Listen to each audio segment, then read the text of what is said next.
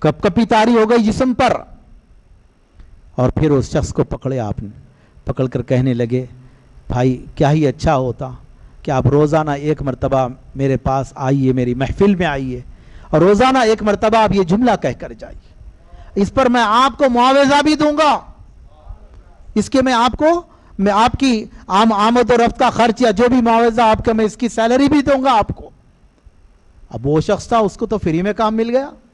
آتا, آپ لوگوں کے ساتھ بیٹھے رہتے, باہر کے لوگ آتے, ان کے ساتھ مشورہ جات میں اتنے بڑے معاملات, خلافت کا سلسلہ اتنا بڑھ گیا, حدود اسلامی اتنے بڑھ گئے, امور خلافت اتنے زیادہ. پھر رات بھر گھوم پھر کر لوگوں کی, عوام کی خبرگیری کرنا, ضرورت مندوں کی ضرورتوں کو معلوم کرنا, محتاجوں کی ان کی ضروریات کا خیال کرنا اور معلومات کرنا, کس کی کون کیا کس طرح کی پریشانی میں, رات بھر کے وہ کام. یہ سب بہرحال کوئی بھی وہ شخص آتا, کس کے ساتھ بھی بیٹھے, آتا یا امیر المومنین یا عمر ابن الخطاب اذکر الموت, موت کو یاد کرو.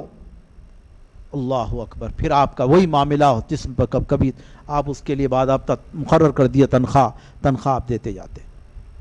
ایک عرصہ گزر گیا, وہ برابر آتا, اپنا ڈیوٹی انجام دیتا اور تنخواہ لیتا, چلا جاتا.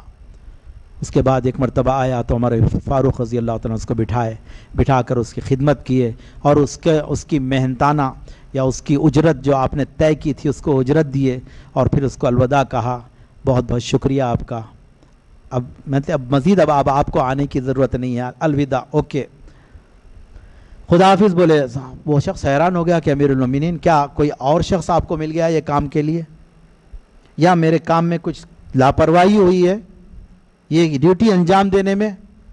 آپ نے فرمایا کہ نہیں, کوئی اور شخص بھی نہیں ملا, نہ تمہارے کام میں کچھ لاپرواہی ہوئی, اللہ تمہیں جزائے خیر عطا فرمائے. اب بات دراصل یہ ہے کہ میرے داڑھی کے مبارک بالوں میں سے ایک سفید بال آپ نے نکال کر بتایا کہ مجھ کو یہ سفید بال آ گیا ہے, اب تم کو آنے کی ضرورت نہیں, یہ سفید بال مجھ کو میری موت یاد دلائے گا, یہ سفید بال ہی مجھ کو میری موت یاد دلاتا رہے گا. بھائی اب تم کو آ کر یہ زحمت کرنے کی ضرورت نہیں کہ عمر موت کو یاد کرو. اللہ اکبر, اللہ اکبر. سیدنا فاروق اعظم رضی اللہ تعالیٰ عنہ, یہ معاملات آپ کے رہے, یہ تقوی, یہ پرہیزگاری, یہ خوف الہی, یہ خشیت الہی کی کیفیت. امیر المومنین سیدنا فاروق اعظم رضی اللہ تعالیٰ عنہ کے ایسے بے شمار واقعات اور مزید ملتے ہیں. اللہ تبارک و تعالی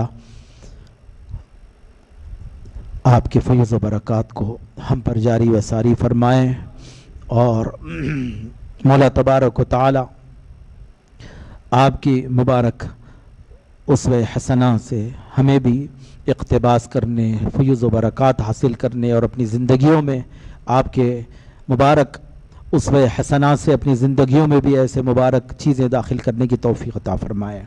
آمین بجاہ سید المرسلین وصلی اللہ تعالی علیہ وعلی آلہ وصحبہ اجمعین والحمد للہ رب العالمین.